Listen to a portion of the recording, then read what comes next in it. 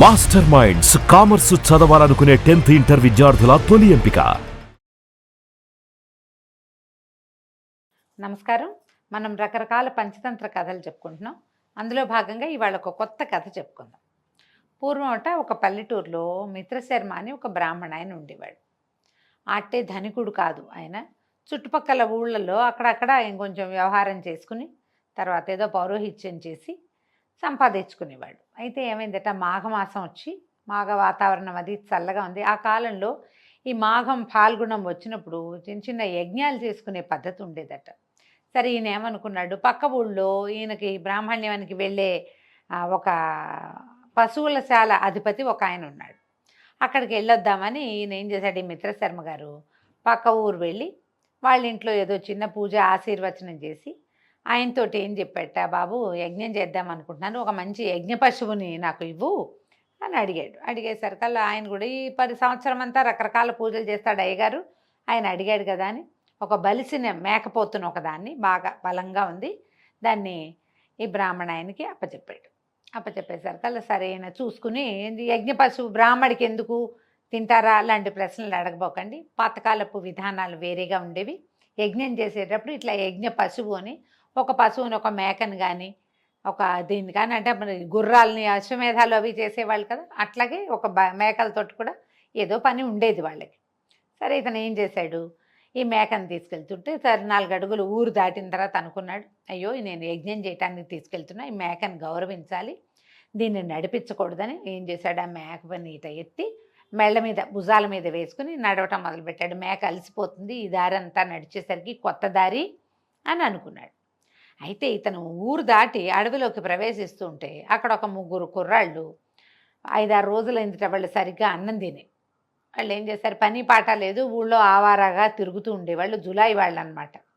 ఇది చూసి అబ్బో పక్క ఊరి అయ్యగారు మంచి బ్రహ్మాండమైన మేకను పెట్టాడు, ఎలాగైనా ఈ మేకను సంపాదించాలి, ఈయనకి ఎందుకు మేక, బ్రాహ్మణ ఆయనకి వాళ్ళకి తెలుసు, ఊళ్ళో అందరికీ తెలుస్తాయి, యజ్ఞం ఏదో ఉండుంటుంది దానికోసం తీసుకెళ్తున్నాడు, ఈయనకి యజ్ఞం సంగతి ఆయన చూసుకుంటాడు, ఈ మేకలు అయిపోయినా వచ్చిన యజ్ఞానికి వచ్చిన ఇబ్బంది ఏం లేదు, మేకను కొట్టేయాలనుకున్నారు వాళ్ళు. ఈ కొట్టేయటం కోసం ఏం చేశారు, 3 బాగా మాట్లాడుకుని ఒకడేమో అక్కడే నడవటం మొదలుపెట్టాడు, కొంచెం గబగబా నడవటం మొదలెట్టాడు, మిగిలిన 2 పరిగెత్తుకుంటూ ముందుకెళ్ళిపోయారు.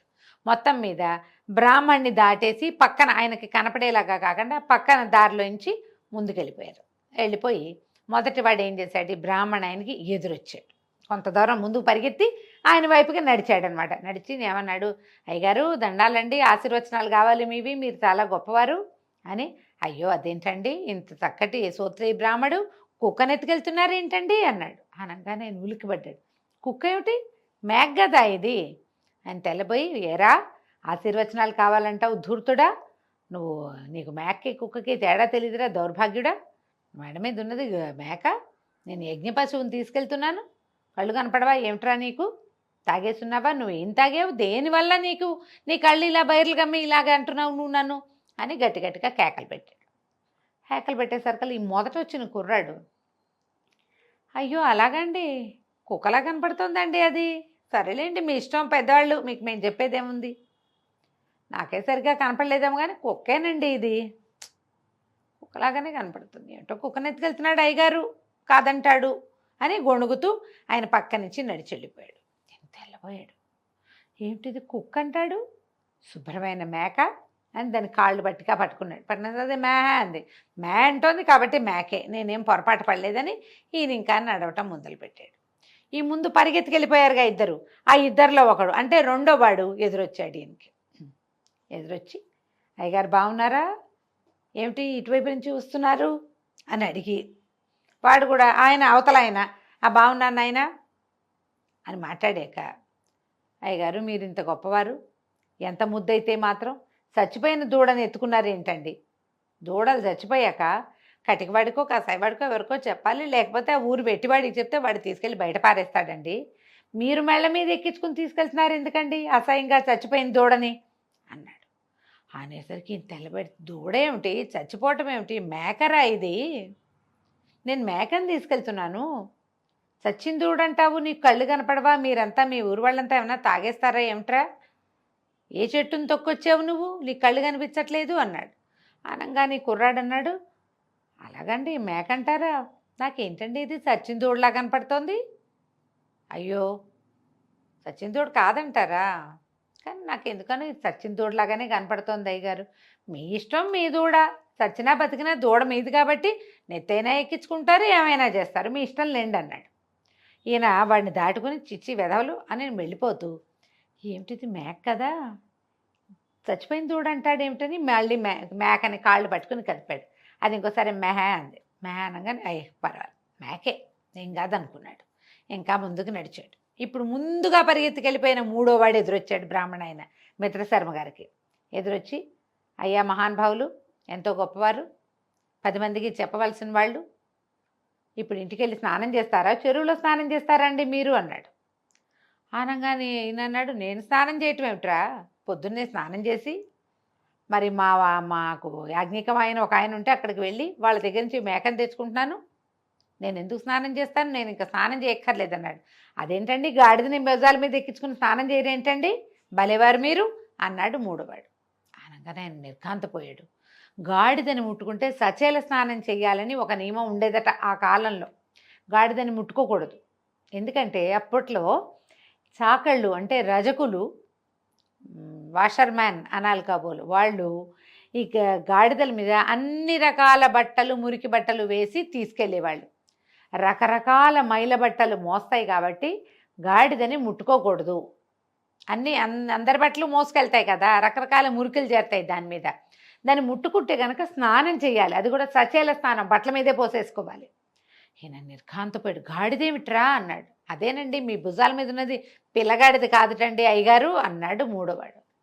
ఆయన ఆశ్చర్యపోయాడు. అయ్యో బాబోయ్, గాడిదని ఎత్తుకున్నానా నేను, ఒక్కొక్కడు ఒక్కో రకంగా చెప్తున్నాడు, వీడు ఏకంగా గాడిదంటున్నాడు. చీచి, నేను కానీ అది ముట్టుకున్నానా ఏమిట్రా దేవుడా, ఇది పొరపాటున గాడిదేమోనని ఆ మెడల మీద ఉన్న మేకను అక్కడ బారేసి ఆయన పరిగెత్తుకుంటూ వెళ్ళిపోయాడు. ఒకసారి లొంగరు మాటలకి, రెండోసారి లొంగరు, మూడోసారి లొంగి తీరతారు. ఆయన మా మేకను వదిలేశాడు, పరిగెత్తుకుంటూ వెళ్ళిపోయి ఊరు చెరువులో స్నానం చేసి ఇంటికి వెళ్ళిపోయాడు. ఈ ముగ్గురు కుర్రాళ్ళు ఆ కింద పడిన మేకని పట్టేసుకుని చక్కగా తీసుకెళ్ళి దాన్ని పచ్చనం చేసి ఎలా కావాలో అలా ఆరగించేశారు. ఈ కథలో చూడండి ఎంత విచిత్రమైన విషయం చెప్తున్నారు. సాధారణంగా ఏ విషయమైనా ఎవరినైనా నమ్మించడం కష్టం, కానీ అతి వినయంతో ఎవరినైనా నమ్మించదు. అతి వినయం అంటే మీరు ఇంద్రుడు చంద్రుడు, మీకు ఎన్నో తెలుసు, మీలాంటి వాళ్ళు మీరే, మీకు సాటి ఎవ్వరూ లేరు అంటాం, మీకు అన్నీ తెలుసు అంటాం. వాళ్ళని అలా మాట్లాడితే నమ్మించవచ్చు.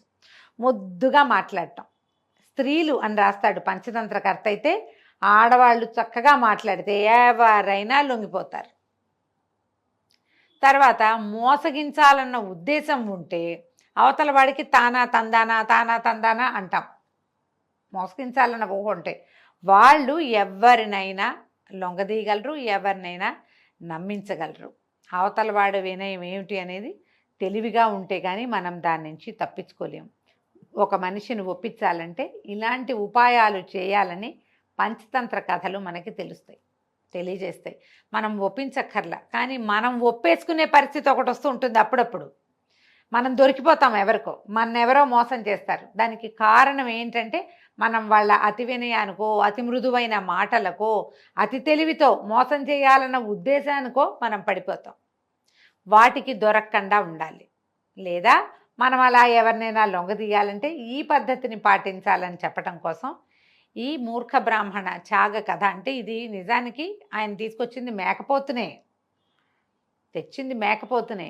తను తెచ్చింది మేకనవునో కాదోనన్న అపనమ్మకాన్ని ముందు 2 సార్లు క్రియేట్ చేసి మూడోసారి ఆయన్ని సక్సెస్ఫుల్గా నమ్మించేశారు.